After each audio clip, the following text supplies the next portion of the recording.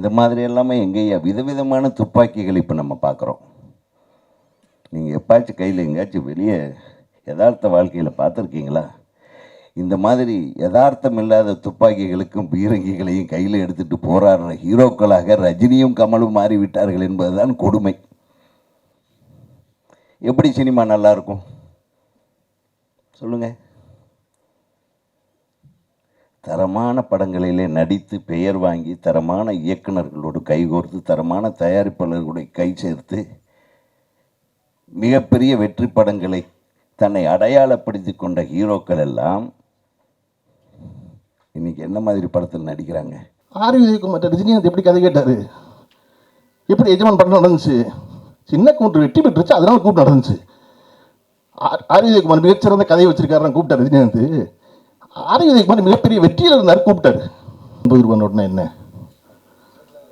செல்லாது இல்லை, அப்படித்தான் ரொம்ப நாள் என் நண்பர் தான் சொன்னே, அப்படி இல்லைடா, இந்திய நாணய அமைப்பில் மொத்தம் 9 ரூபா நோட்டு இருக்கான். 1 ரூபா, 2 ரூபா, 5 ரூபா, 10 ரூபா, 20 ரூபா, 50 ரூபா, 100 ரூபா, 500 ரூபா, 1000 ரூபா. அந்த படம் எடுத்தப்ப 9 ரூபா நோட்டு இருக்கு. அந்த 9 ரூபா நோட்டு பயனில்லடா, அதை விட அந்த மனுஷன் உயர்ந்த வேணாம்னு சொல்ற 30 கிடா வாங்க. நான் சொன்னேன், என்னடா படம் வந்து இத்தனை வருஷம் கழிச்சு எனக்கு சொல்றீங்க அப்படின்னு. இது புரியாம அந்த படத்தை 2-3 தடவை பார்த்துட்டேன் அப்படி.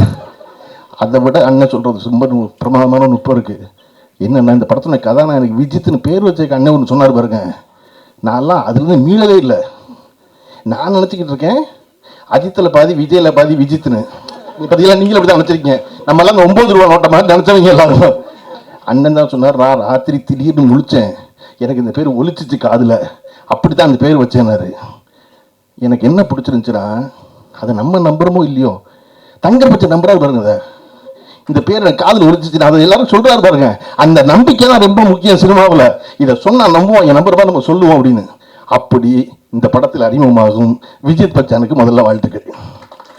இதை வேற சுசீந்திரன் வேற காதில் கேட்டதுன்னு தெரியாம, தம்பி தம்பி பேர் வர மாட்டேது, பேர் வர மாட்டேங்கிறாரு. நாங்கள் இவ்வளவு யோசிச்சு வச்சிருக்கோம் ஒரு பேர், நீ மட்டும் பேர் வராதுங்கிறீங்க. அதனால தேவயானி அவர்கள் மிக சிறப்பாக தன் வீட்டு பிள்ளையை வாழ்த்துவதைப் போல, தன் வீட்டு பிள்ளையை கண்டிப்பதைப் போல, தன் வீட்டு பிள்ளைக்கு வழிகாட்டுவதைப் போல மிக நேர்த்தியான ஒரு பேச்சு பேசிட்டாங்க.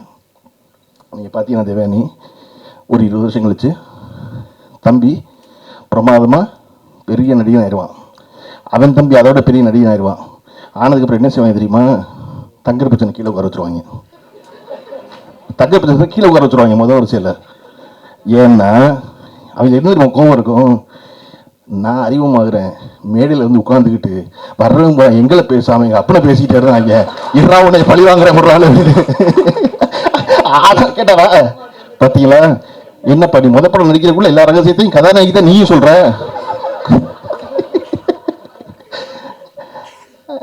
இந்த படத்தினுடைய இயக்குனர் சிவபிரகாஷ் அவர்கள் என் அலுவலகத்தில் நான் இருந்த நாட்களை விட அதிக நாட்கள் இருந்தவர். நான் போகிறோன்னதுலேயே அலுவலகத்தில் இருப்பார். அது அவர் ஒரு நுட்பமான ஒரு அரசியல் தேர்ந்தவர். நீங்கள் அரசியல்லாம் உன்னை கட்சியில் நினச்சக்கூடாது. தினசரி வாழ்க்கைக்கு ஒரு அரசியல் தேவைப்படுது இல்லையா? அந்த அரசியலை முழு முதலாக படித்தவர் சிவபிரகாஷ். அவருக்கு என்ன எந்த காரியம் எப்படி செய்யணும்னு தெரியணும். அடிப்படை அரசியல் மேலே அதுதானே, இதனால் இவன் முடிக்குங்கிறத தெரிஞ்சுக்கிறதா முதல் அரசியல். அதை ரொம்ப நேர்த்தியாக தெரிஞ்சவர் சிவபிரகாஷ். நம்ம நீ பேசிகிட்டு இருக்கும்போது யாருப்பா அங்கே ஏசி போடுங்க நாங்கள்ல, சீமான் கிட்ட என்கிட்ட என்ன சொல்கிறாங்க, போடவே மாட்டாங்க. நான் போடவே மாட்டாங்க.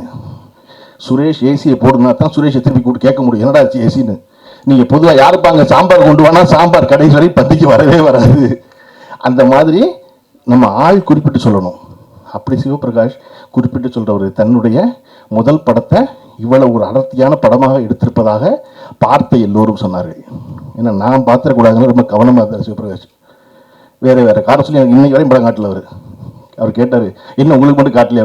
இல்லை என்ன காட்டல, என்ன தெரியல. நல்லது தான், நான் என் இயக்குனருக்கு படம் காட்டல. எழில் சார் துல்லாமலத்தில் படம் எடுக்கும்போது இயக்குனருக்கு படம் காட்டல, அவருடைய இயக்குனருக்கு. நான் பார்த்திபன் சாருக்கு படமே காட்டல, ஒரு ஃப்ரேம் கூட காட்டல. எனக்கு என்னென்னா பார்த்துக்கிட்ட தேட்டரில் அப்படின்னு தியேட்டரில் அந்த படம் பார்த்து வெற்றிகரமாக ஓடிய பொழுது என்னை விடவும் அதிகம் மகிழ்ந்தது திரு பார்த்திபன் அவர்கள் தான். அதை போல் இந்த படம் பெறும் வெற்றிக்கு சிவபிரகாஷோட அதிகம் நான் மகிழ்கிறேன். இன்னொரு முக்கியமான விஷயம், தொடர்ச்சியாக மேடையில் பேசிய எல்லோரும் இந்த படத்துக்கு தொடர்பில்லாத செய்திகளை சொல்லிகிட்டே இருந்தாங்க. அது பொதுவான சினிமா செய்திகளாக இருந்தால் கூட அப்படி பேச வேண்டாம்னு நினைப்பேன் நான்லாம். நான் சொல்கிறதுக்கு இன்னொரு இடம் இருக்குது, வேறு இடத்துல சொல்லிக்கலாம் போய் அப்படின்னு. இது பேரன்பும் பெருங்கோவுங்கிற ஒரு படம். அந்த படம் வெற்றி வரணும்னு விரும்புகிற வாழ்த்துறை எல்லோரும் கூடியிருக்கோம்.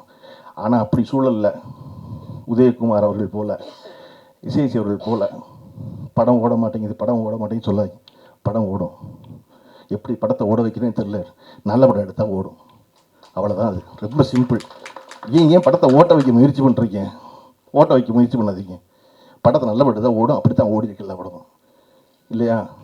இல்லைங்க, உங்களுக்கு தெரியலைங்க அப்படின்னா குறைஞ்சபட்சம் இந்த திரைத்துறையில் இருக்க பிரச்சனைகளை வந்து அரங்கத்தில் பேசாதீங்க, அறையில் பேசுங்க. இங்கே ஒரு 40 சேனல் உட்காந்துக்கிட்டு திரும்ப திரும்ப ஒளிபரப்பிக்கிட்டே இருக்காங்க. சினிமா மோசமாக இருக்குது, சினிமா மோசமாக இருக்குது, சினிமா மோசமாக இருக்குது அப்படின்னு. அதுக்கு 2 பேர் வேறு உட்காந்துக்கிட்டு ஆரம்பிக்கும் போதே அந்த படம் எத்தனை கோடி நஷ்டம் தெரியுமா ஆரம்பிக்கிறான். நான் சொல்கிறேங்க இல்லைங்க, திருக்குறளில் உள்ளியது எய்தல் எளிதும்பர் வள்ளுவர். நீ மனசில் நினைக்கிறீங்களா, அதை எய்தது எளிது, உள்ளியது எய்தல் எளிது மண் மற்றுந்தன் உள்ளியது உள்ள பெரின். முதல்ல நீ நம்பணும், நீ நினைக்கணும் ஆகும்னு. சதா சர்வகாலம் நினச்சிக்கிட்டு இருந்தேன்னா அது நடக்கும். நீங்கள் எப்போ பார்த்தாலும் 200-200 பேரை கூட்டி சினிமா ரொம்ப மோசமாக இருக்குது, யாருமே பிழைக்கலை, நாங்கள்லாம் ரொம்ப கஷ்டப்படுறோம், நாங்கள்லாம் சினிமாவை காப்பாற்ற போராடுறோம். தயவு செஞ்சு போராடாதீங்க, சினிமா காப்பாற்ற எல்லாரையும். சினிமாவை யாருமே காப்பாற்றவே முடியாது. இங்கே எந்த சீனுமே புது சீன் இல்லை, எல்லாமே பழைய சீனு. கதை இல்லாமல் கதை கேட்குறாங்க, கதை இல்லாமல் கேட்குறாங்க. ஆர்விஜயகுமார் ரஜினிகாந்த் எப்படி கதை கேட்டார்? எப்படி எஜமான் படம் நடந்துச்சு? சின்ன கூட்டு வெற்றி பெற்றுச்சு, அதனால கூட்டு நடந்துச்சு. ஆர்விஜயகுமார் மிகச்சிறந்த கதையை வச்சிருக்காரு கூப்பிட்டார் ரஜினிகாந்த். ஆர்விஜயகுமார் மிகப்பெரிய வெற்றியில் இருந்தார், கூப்பிட்டாரு. அந்த இடத்துல நல்ல கதை பண்ணார். அதனால இது எல்லாமே எப்பொழுதும் திரையுலகம் என்பது வியாபாரம் சார்ந்தது, இல்லையா? உலகமே வியாபாரம் சார்ந்தது. இந்த உலகத்துக்கு யார் வேணும்? வெற்றி பெற்றவர்கள் வேணும், இல்லையா? திரும்ப திரும்ப இன்னைக்கு ஏன் தங்கர் பச்சன் அவர்களை குறிப்பிட்டுட்டே இருக்காங்க மேலே இருக்க எல்லாரும்? அவர் வெற்றி பெற்றவர். ஏன் தேவையான அவர்கள் நன்றியோடு சொல்கிறாங்க?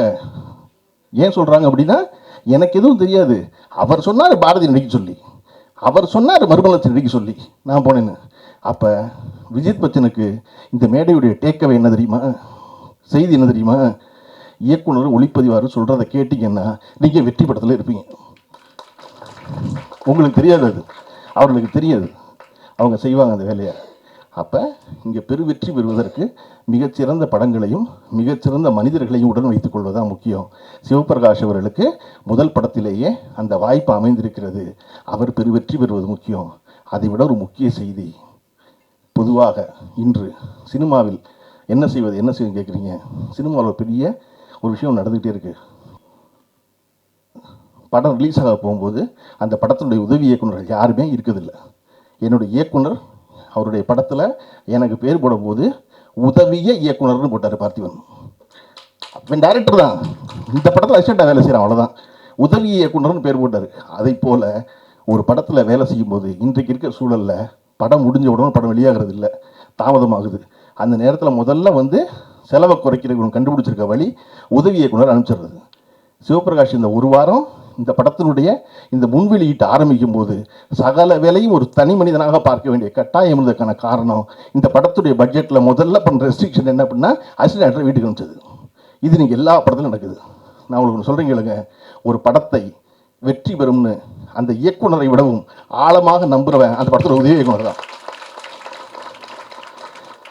இயக்குனர் எல்லா புகழையும் அடைவார், படம் வெற்றி பெற்றார்.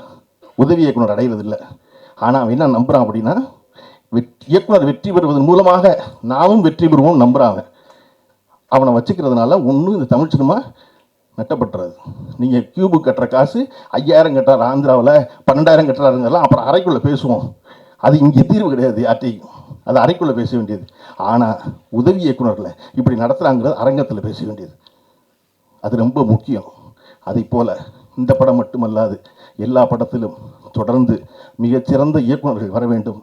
வருவதற்கு சினிமா எல்லா வாய்ப்பையும் எல்லா கதவையும் எப்பொழுதும் திறந்து வைத்திருக்கிறது. சிவபிரகாஷுக்கு திறந்து வைத்திருப்பதை போல இந்த படம் ஆரம்பித்தது ஒரு ப்ரொடியூசர், அதுக்கப்புறம் நடத்துனது ப்ரொடியூசர், அதுக்கப்புறம் நீ படத்தை வெளியிட்டு வந்திருக்கிறது 3வது ப்ரொடியூசர். ஏன்னா அந்த படம் தனக்குரியவர்களை தேர்ந்தெடுத்து வெளியே வந்து சேர்கிறது.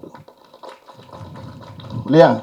அப்போ இதை போல அனைத்து படைப்புகளும் பெரும் படைப்புகளாக வரட்டும். எல்லா படைப்பிலும் பேரன்பும் பெருங்கோபமும் நிறைந்திருக்கட்டும். குழுவினருக்கு வாழ்த்துக்கள். நன்றி.